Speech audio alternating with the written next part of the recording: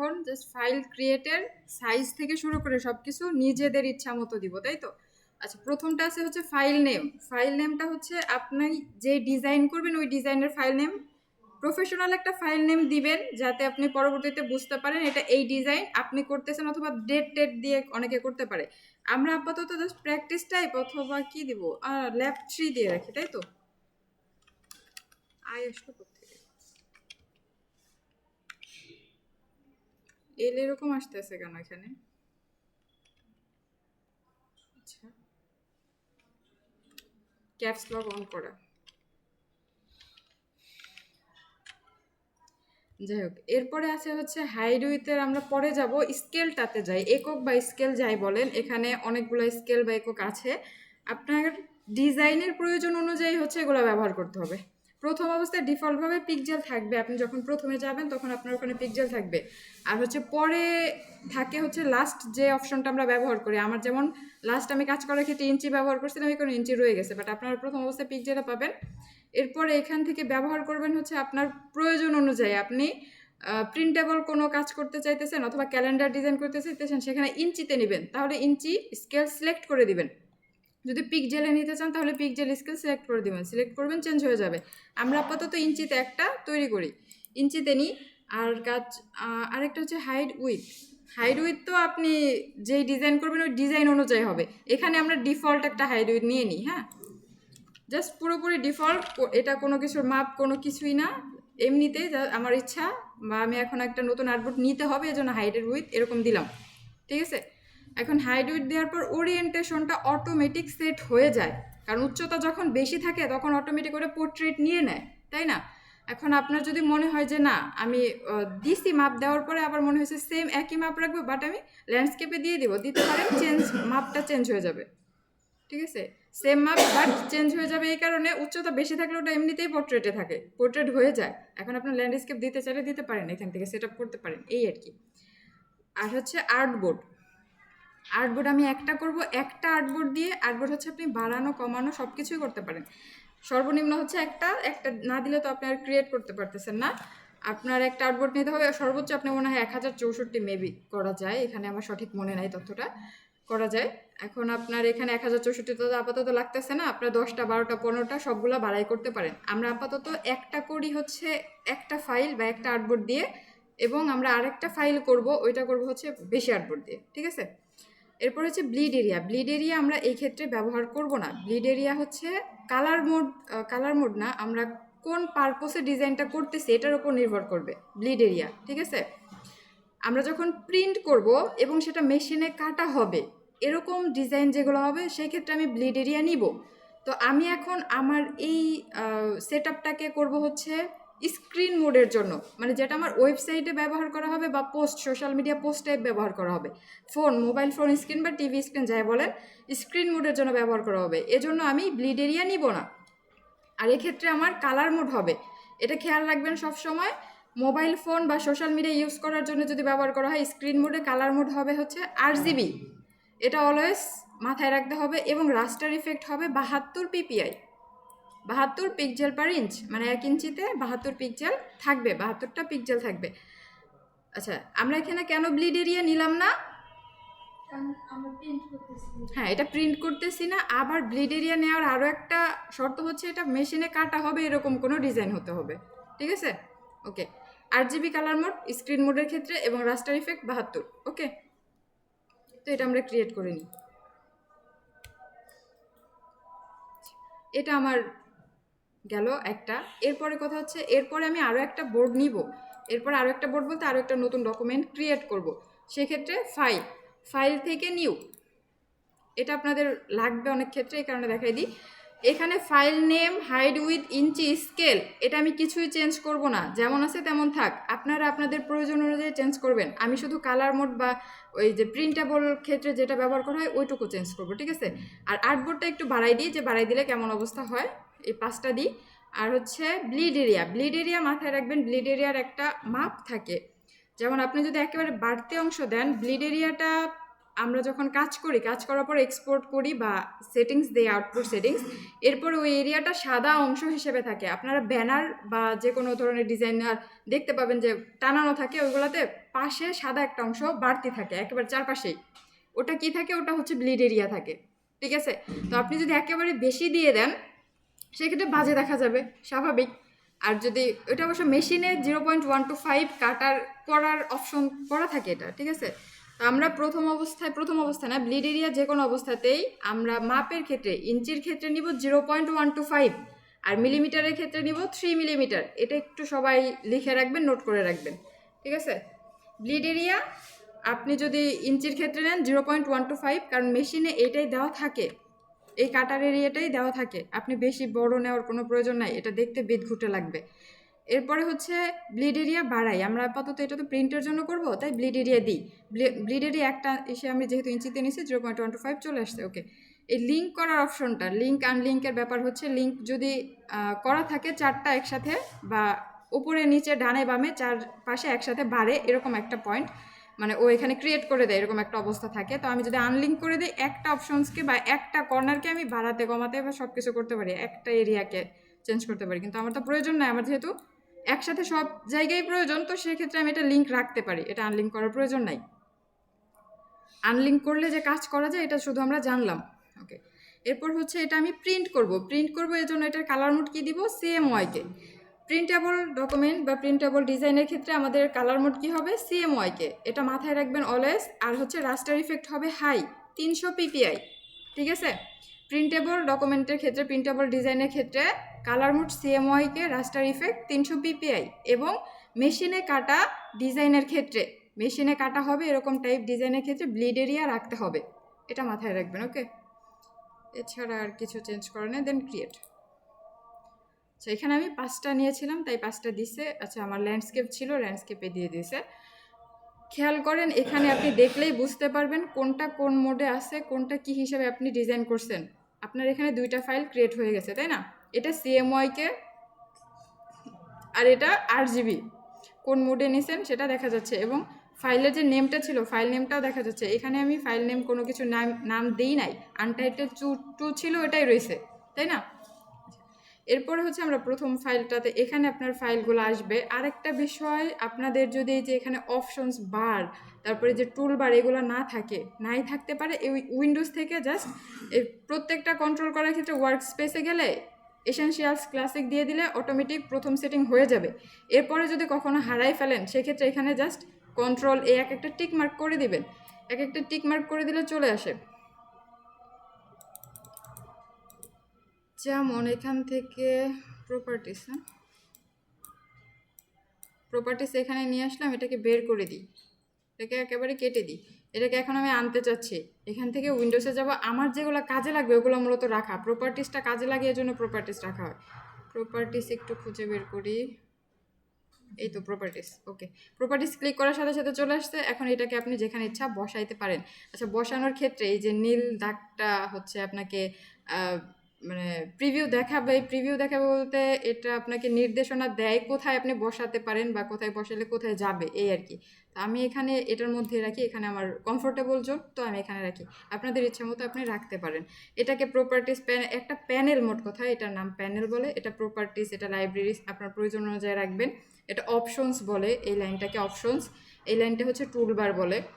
তো আপনার হচ্ছে যেটা থাকবে না ওটা উইন্ডোজ থেকে নিয়ে আসবেন, ঠিক আছে। এখন প্রথম অবস্থায় আমরা আর্টবোর্ডটাকে একটু সেট আপ করা শিখবো। আর্টবোর্ড তো প্রথমে নিলাম, এখন কথা হচ্ছে আমি আর্টবোর্ড নেওয়ার পরে আমার এখন মনে হচ্ছে যে একটা আর্টবোর্ড বেশি নেওয়া উচিত ছিল।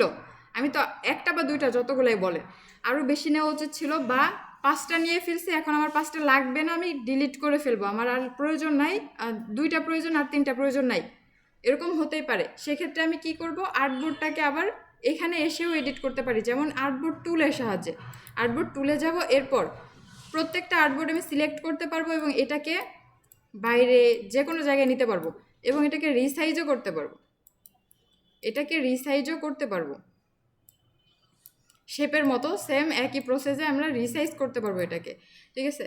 এখন আমি এটাকে জাস্ট একটা সাইজে আনতে চাই, যে আমার ইচ্ছা মতো সাইজ। আমি যদি যেমন ধরেন এটাকে আমি করলাম, এটাকে আমি বাড়াইতেছি, বাড়ানোর ফলে কিভাবে বাড়তেছে, এটার সাইজ আমার মন মতো না, ওর মতো বাড়তেছে, তাই না, যেমন একটা ডিফল্ট একটা সাইজে বাড়তেছে। এখন আমি এটাকে আমার ইচ্ছা মতো একটা সাইজ দিতে চাই, যেমন এইটার সাইজ আমি দিয়ে আনছি, যখন সেট আপ করছি তখন তো এইগুলোর সাইজ আমি দিয়ে দিছি, তাই না?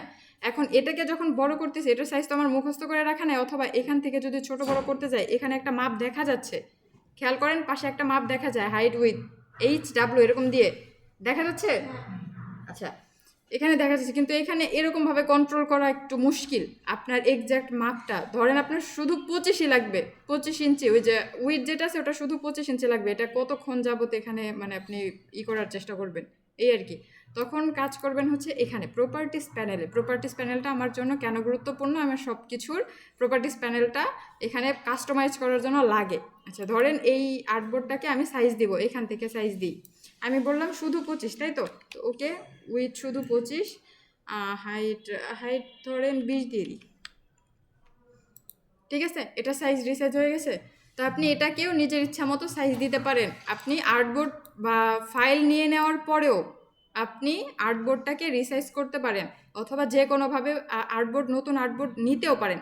সেটা হচ্ছে জাস্ট বাইরে, এই নতুন আগের যেগুলো আছে এগুলোর বাইরে জাস্ট যাবেন, এই প্লাস চিহ্ন আসবে, এটা দিয়ে আর্ট করবেন, ড্র করবেন। শেপ যেভাবে ড্র করে সেম একই প্রসেসে আপনি যতবার ড্র করবেন ততগুলো আর্টবোর্ড নিতে পারবেন। আবার এগুলোরও সাইজ দিতে পারবেন, সাইজ দেওয়া সেম একই প্রসেসে এখান থেকে আর্টবোর্ড নেবেন বা এখান থেকে সাইজটা দিবেন আর কি।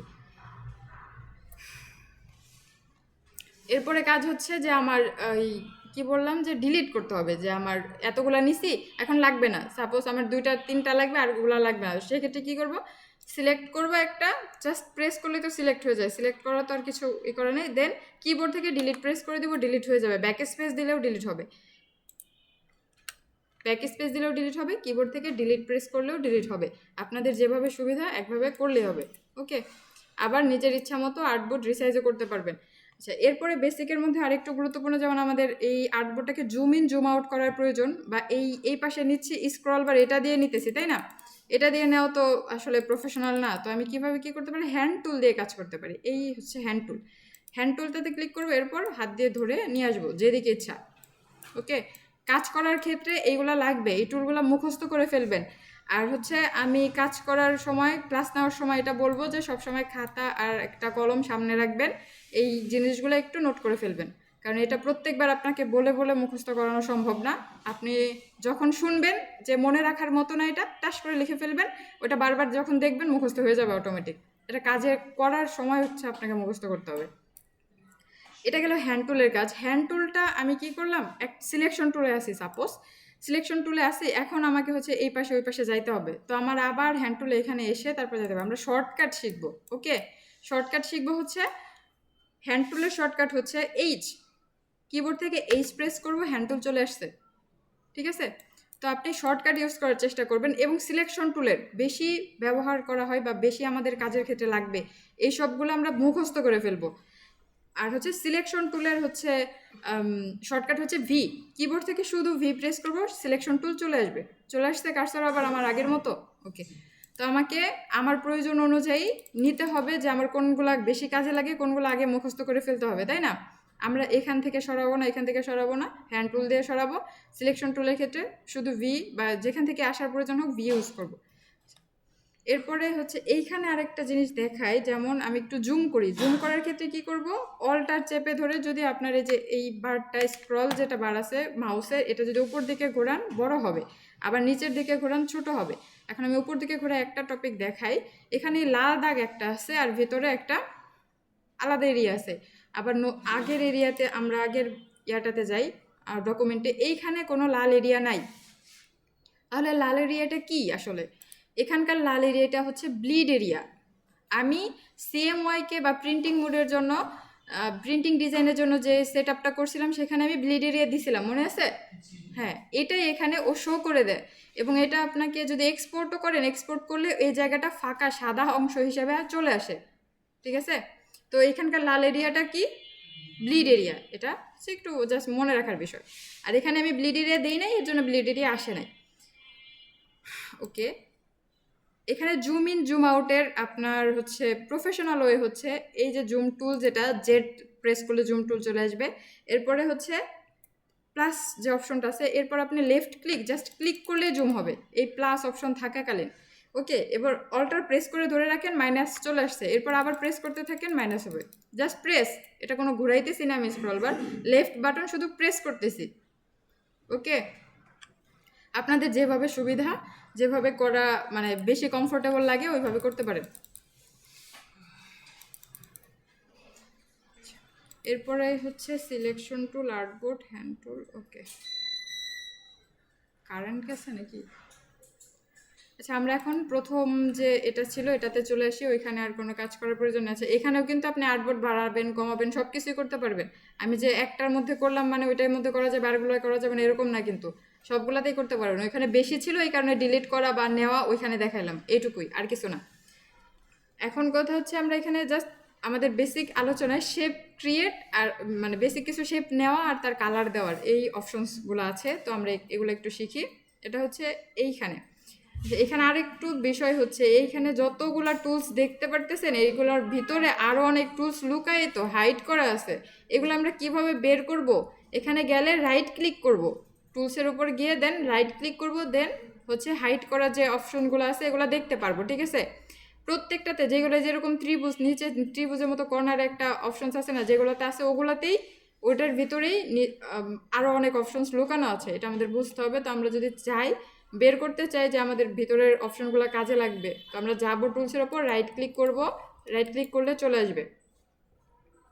এখন হচ্ছে আমরা শেপের কাজ করি আপাতত। এখান থেকে জাস্ট প্রথম একটা স্কোয়ার শেপ, স্কোয়ার না রেক্ট্যাঙ্গেল নিয়ে নিই। তারপরে হচ্ছে এখানে রাইট ক্লিক করে এখানে আরও কয়েকটা শেপ আছে। এই ফ্লায়ার বা ফ্লায়ার টুল যেটা আছে এটা নিয়ে কাজ করবেন না প্রথম অবস্থায়, এটা করার দরকার নাই।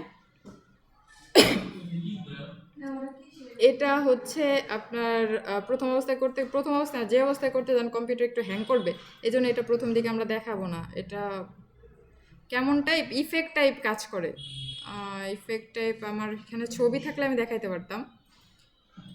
ওই যে অনেক ধামাকা অফার টাইপ দিলে একটা ইফেক্ট দেয় না পেছনে, ওরকম একটা ব্লার ইফেক্ট টাইপ কাজ করে। মাঝখানে হচ্ছে সাদা টাইপ থাকে, পাশে হচ্ছে একটু অন্য একটা কালার দিয়ে দেয়, এরকম টাইপ একটা আছে। ওটা আমি ছবি থাকলে দেখাতে পারতাম, যাই হোক ওটা পরে দেখাই দেবো একদিন।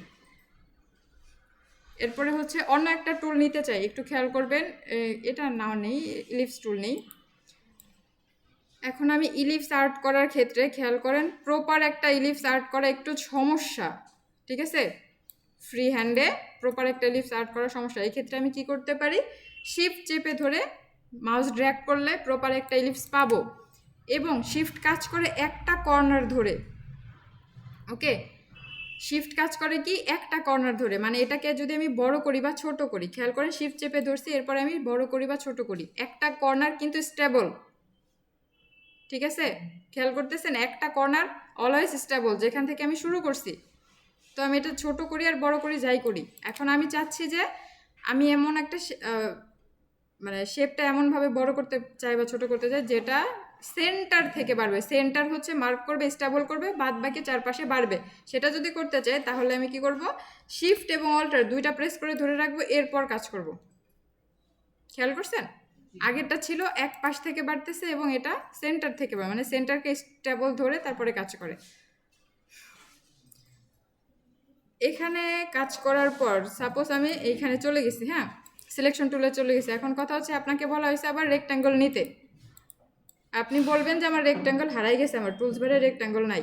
ওই রাকিব স্যারের মতো, রাকিব স্যার যেটা বলছিল মেবি এটা আলোচনা হয়েছিল ওই ক্লাসে, যে আমার রেক্ট্যাঙ্গল হারাই গেছে, আমাকে আবার এখান থেকে যে খুঁজে বের করতে হবে। হ্যাঁ, জাস্ট একই প্রসেস, প্রত্যেকটা শেপ চেঞ্জ করার প্রসেস একই, আপনাকে এখানে যেতে হবে, দেন চেঞ্জ করে নিতে হবে। পলিগন টুলটা নিই, এখানে কিছু আসলে করার নাই। আর হচ্ছে স্টার টুল। এখানে একটা বিষয় হচ্ছে আমরা ত্রিভুজটা অনেক ক্ষেত্রে কাজে লাগে, তাই না? ত্রিভুজটা যেহেতু কাজে লাগে, ত্রিভুজটা কীভাবে আনবো? এখানে তো ত্রিভুজ শেপটা নাই। ত্রিভুজ শেপটা কীভাবে আনবো? ত্রিভুজ শেপ আনতে পারি পলিগন অথবা স্টার, যে কোনো একটা টুল দিয়ে হবে। তো আমরা আপাতত স্টার দিয়েই করি, সেম একই প্রসেস, পলিগনের ক্ষেত্রেও একই প্রসেস। ঠিক আছে, আমরা কাজ করবো হচ্ছে মাউস দিয়ে ড্র্যাগ করে এই স্টারটা নিলাম, নেওয়ার পরে মাউস ড্র্যাগ এখনও ছাড়িনি, ছাড়বো না। এটা থেকে করব হচ্ছে এই কিবোর্ডের ডাউন অ্যারো বাটন ক্লিক করলে এখান থেকে অ্যাঙ্কর পয়েন্ট কমতে থাকবে। ওকে, আবার যদি আপার অ্যারো বাটন ক্লিক করি, মানে উপরের দিকে যেটা, এটা দিলে আবার বাড়বে অ্যাঙ্কর পয়েন্টগুলো। তো আপনার প্রয়োজন অনুযায়ী আপনি নেবেন, যে আপনার এরকম একটা প্রয়োজন সেক্ষেত্রে এটা নিতে পারেন। মাউস আমি এখনও ছাড়িনি, মাউস ছাড়বো আমার প্রয়োজন মোতাবেক যদি ডিজাইনটা হয়। এরপরে আমার ত্রিভুজ লাগবে, ত্রিভুজ হয়ে গেছে, এরপর আমি মাউস ড্র্যাগ ছেড়ে দিব। ঠিক আছে, এখন কথা হচ্ছে এখানে স্টার সিলেক্ট করা আছে, তাই না? আমি আবার স্টার অ্যাড করব, মানে স্টারটা নিতে চাই, শেপটা, স্টার শেপটা। আমি এখন যদি অ্যাড করি আমার ত্রিভুজে আসবে, কারণ আমি লাস্ট কাজটা স্টার দিয়ে নিয়ে ত্রিভুজি করছিলাম, এই কারণে লাস্ট কাজটাই রিপিট হয়। তো এটাকে আমি আবার যদি স্টার বানাইতে চাই কি করব, ওই আপার অ্যারোটা ক্লিক করে দিব, স্টার হয়ে যাবে। ঠিক আছে? হ্যাঁ, উপরের দিকে যে চিহ্নটা আছে ওটা হচ্ছে আপার অ্যারো। অ্যারো চিনতে কারো সমস্যা আছে? অ্যারো বাটন, আচ্ছা, একজন জিজ্ঞাসা করলে এই কারণে বলে দিলাম। এখন হচ্ছে সবগুলা একই কালারের আছে, কালার চেঞ্জ করব।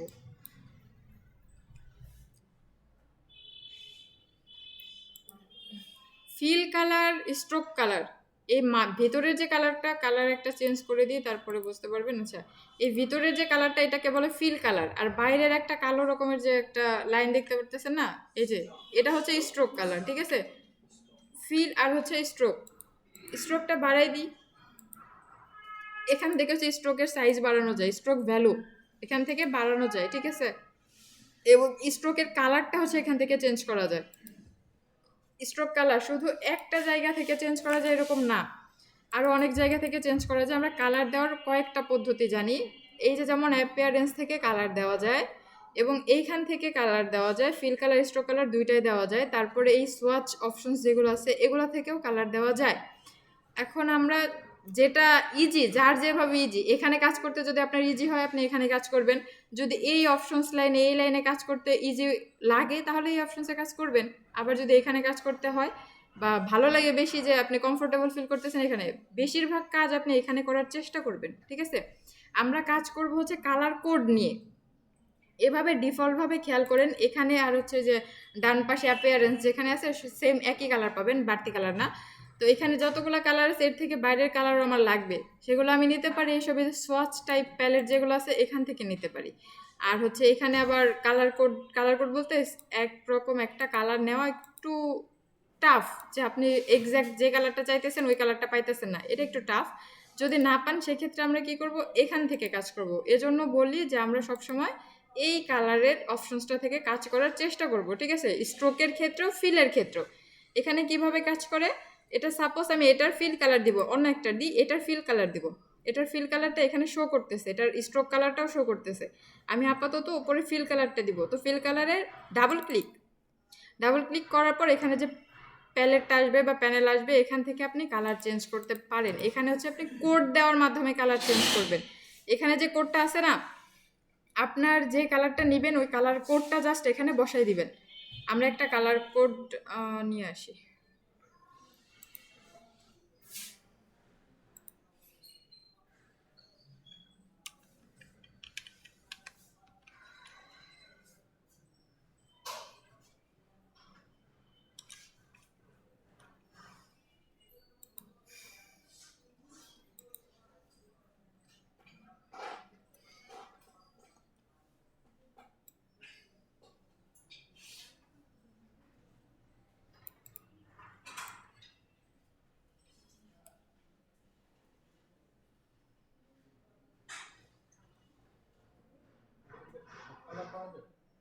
হ্যাঁ, এই কালার কোড এটা আপনাদের শেখানো হবে, সমস্যা নাই। আমি জাস্ট এখন আপাতত একটা কালার নেওয়ার জন্য কোডটা কিভাবে নেব একটু বোঝানোর জন্য জাস্ট নিতেছি। হ্যাঁ, এটা নিয়ে এখন প্রশ্ন না করি, এটা সম্পূর্ণ ডিটেলস আপনাদের শেখানো হবে, কারণ কালার কম্বিনেশন এটা না জানলে তো কাজ করতে পারবেন না আসলে। আচ্ছা, আমি একটা কালার ওখান থেকে নিলাম, কোডটা নিলাম, আমি চাইতেছি ওই কালারটা এখানকার এই শেপটাতে করবো, মানে ওই কালারটা এখানে দিব। তো সেক্ষেত্রে ওখান থেকে কপি করে আসে, সেখানে কন্ট্রোল ভি দিয়ে পেস্ট করে দিব। শর্টকাট সবসময় ইউজ করার চেষ্টা করবেন। কপির ক্ষেত্রে control C, control V, copy paste, এগুলো নর্মাল যেগুলো আছে এগুলো সবসময় শর্টকাট ইউজ করার চেষ্টা করবেন। কালার হয়ে গেছে, আমি এখান থেকে এটা জাস্ট কোডটা কপি করে আনছি, দেন এখানে এসে আমার এই ডাবল ক্লিক করে এইখানে কোডটা বসাই দিছি, দেন ওকে দিয়ে দিছি, আমার কালার চেঞ্জ। মানে আমি আমার প্রয়োজনীয় যে কালার ওইটা এক্স্যাক্ট কালারটা এখান থেকে পাবো কোড দেওয়ার মাধ্যমে। এজন্য আমি এখান থেকে কালার দিব। কেন এখান থেকে কালার দিব? কারণ আমার এক্স্যাক্ট কালারটা যাতে পাই, এজন্য এখান থেকেই কালার দিব। এরপরে হচ্ছে এখানে অনেক কালার আছে, আপনি এখান থেকে আবার চেঞ্জও করতে পারেন আপনার প্রয়োজন অনুযায়ী। এখানে প্রিভিউ দেখতে পারবেন, সমস্যা নাই। এখন আপনি যদি এখান থেকেও চান চেঞ্জ করতে পারেন, সমস্যা নাই। এখানে কোডটা দেখতে পারতেছেন, সব কিছু প্রিভিউ আছে, দেন ওকে দিয়ে দিবেন, চেঞ্জ হয়ে যাবে। স্ট্রোক কালারটা এখান থেকে কিভাবে চেঞ্জ করব? স্ট্রোক কালারটা চেঞ্জ করতে হলে স্ট্রোকের উপরে এইটুকু খেয়াল করেন, এই কালো যে অংশটাকে এখানে জাস্ট একটা ক্লিক করি, আগে এটা উপরে উঠুক, উপরে ওঠার পর এরপর এটাতে ডাবল ক্লিক করব। তারপর হচ্ছে আমি এখানে কোড বা যেটা আনবো কোডটা বসাবো। একটা তো কোড এনে দেখাইলাম, এটা দেখানোর প্রয়োজন নেই, আমি জাস্ট একটা ডিফল্ট কালার দিয়ে দিই, সবুজ না,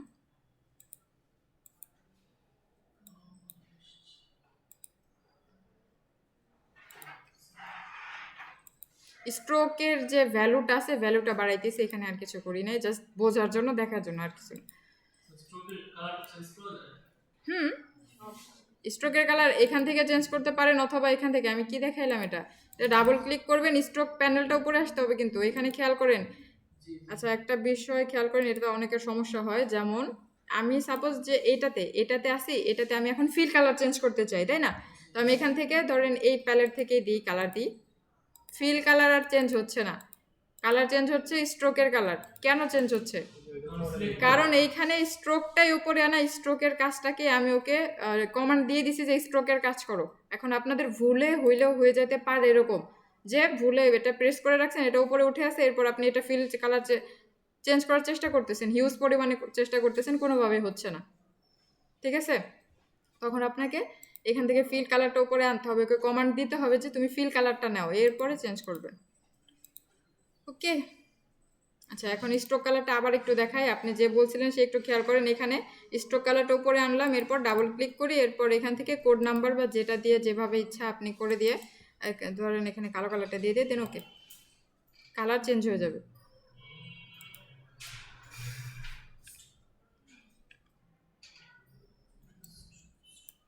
আচ্ছা, শেপের বেসিক, আচ্ছা একটু এখানে কালার দেওয়ার আরও একটা অপশন আছে আই ড্রপার, এটা কাজ করার ক্ষেত্রে পরে দেখানো হবে, এখন না।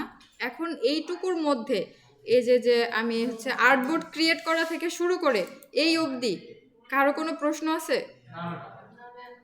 আচ্ছা, যদি না থাকে তাহলে তো নাই, আপনাদের এই কাজটুকু করতে হবে, এই প্রত্যেকটা শেপ নিতে হবে, আমি কালার কোডটা হচ্ছে দিয়ে দিব, কালার কোড যেই শেপের জন্য যেই কালার কোড দিব ওই শেপে ওই কালার বসাইতে হবে, ঠিক আছে?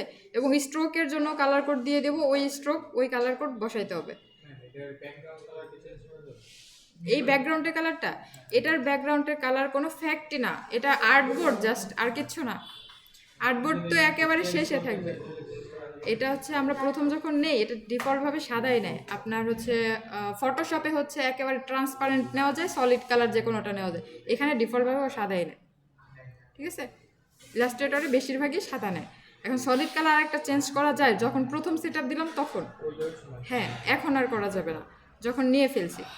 এখন কথা হচ্ছে এটা তো আমার কোনো কাজে লাগবে না, এই সাদা অংশটা আমার কাজে লাগবে না, কারণ আমি যেই ডিজাইনই করি পিছনে একটা ব্যাকগ্রাউন্ডের জন্য আমার আলাদা কালার আমি দিয়েই নিব, এমনিতেই দিব, শেপ দিয়ে হোক যা দিয়ে হোক। এই যে যেমন একটা শেপ নিলাম, জাস্ট একটা স্কোয়ার শেপ নিলে, স্কোয়ার রেক্ট্যাঙ্গেল শেপ নিলে এই অবধি এই মাপে একটা রেক্ট্যাঙ্গেল শেপ নিয়ে পিছনে জাস্ট এটা উপরে আছে, এটাকে আমি পিছনে পাঠিয়ে দিই, অ্যারেঞ্জ থেকে সেন্ড টু ব্যাকে দিয়ে দিলে ওটা হয়ে গেল কালার চেঞ্জ। ওটা তো আমার প্রয়োজন নাই, তাই এই কারণে আমার ওইটা নিয়ে মাথা ব্যথা করার কোনো দরকার নেই।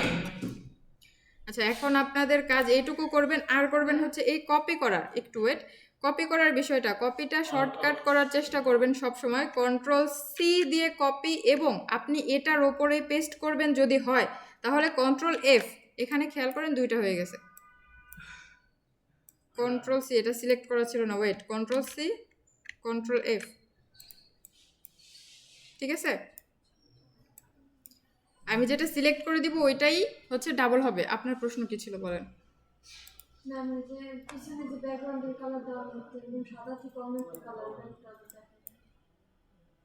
সাদা থেকে অন্য একটা কালার আনি নাই তো, এখানে একটা শেপ নিছি, এটা ডিলিট করে দেই, ওয়েট, এটা ডিলিট করে দিই, এখানে সাদা কালারই থাকে, এটা ডিফল্টভাবে সাদা কালারই নেয়। এখন কথা হচ্ছে আমি যেই ডিজাইন করি ডিজাইন মোতাবেক আমি তো দিব, মানে ব্যাকগ্রাউন্ড দিব, তাই না? তো ব্যাকগ্রাউন্ড কী করবো, এখান থেকে একটা শেপ নিয়ে নেব এই মাপে, এই ইন্টারেস্ট একটা দেখাবে, দাঁড়ান এইখানে, হ্যাঁ ঠিক আছে না, ও অ্যাঙ্কর পয়েন্টে গেলে ইন্টারেস্ট একটা দেয়। এরপরে কথা হচ্ছে আমি ভি দিয়ে সিলেকশন টুলে চলে গেলাম, এখন এটাকে আমি পিছনে দিয়ে দিই, মানে সব কিছুর উপরে চলে আসছে না, ওই ফটোশপে যেমন লেয়ার হাতে ধরে উপরে ওঠানো নামানো করেন, এখানে আমরা ওগুলা কিছু করতে যাব না, এখানে একটু ইজি প্রসেসে দেখায় দেয়, রাইট ক্লিক করব, এটা সিলেক্ট থাকা অবস্থায় রাইট ক্লিক করব, দেন অ্যারেঞ্জ থেকে সেন্ড টু ব্যাক, মানে একেবারে পেছনে চলে যাও। ওকে, পেছনে পাঠিয়ে দিছি, এইটুকুই, আর কিছু না। এটা একটা শেপ মাত্র, আর কিছু না। এটা যেখানে ইচ্ছা সেখানে ইয়ে করতে পারবেন। আর কন্ট্রোল জেড হচ্ছে ব্যাক স্পেস না, এই আন্ডো যেটা করে, আন্ডো হচ্ছে কন্ট্রোল জেড। আর রিডো যেটা কন্ট্রোল অল্টার জেড অথবা শিফট অল্টার জেড, যেটা দিয়ে করা যায়, ঠিক আছে। মাইক্রোসফট ওয়ার্ডের ক্ষেত্রে হচ্ছে একটু আলাদা। মাইক্রোসফট ওয়ার্ডে কিন্তু রিড ও কন্ট্রোল ওয়াই, এটা আবার এখানে অ্যাপ্লাই করেন না। এখানে কন্ট্রোল ওয়াই হচ্ছে শুধু স্ট্রোক কালারটা দেখা যায়, সবগুলার স্ট্রোক কালার দেখা যায় হচ্ছে কন্ট্রোল ওয়াই দিলে। ওইটা এখানে অ্যাপ্লাই করেন না, এখানে হচ্ছে আন্ডো বা রিডো একই অপশনসে। আচ্ছা, কপি করার বিষয়টা গেল, পেস্টের বিষয়টা গেল, আর হচ্ছে আর্টবোর্ড থেকে শুরু করে। ওকে, এখন আপনাদের কাজ, আমি এটা অফ করে দিই। হ্যাঁ, আচ্ছা বলেন। স্ট্রোক কালারও গ্রেডিয়েন্ট দেওয়া যায়। আমি গ্রেডিয়েন্ট কালারে এখনো যাই নাই। গ্রেডিয়েন্ট কালারটা পরবর্তীতে বোঝানো হবে, এখন না। এটা শুধু বেসিক আলোচনা, আপনাকে পরিচিতি প্লাস কিভাবে বেসিক কালারটা নিতে পারেন, শেপটা নিতে পারেন, এইটুকু দেখানো, আর কিছু না। বেসিক কাজটাতে আপনি যাতে সহজ হতে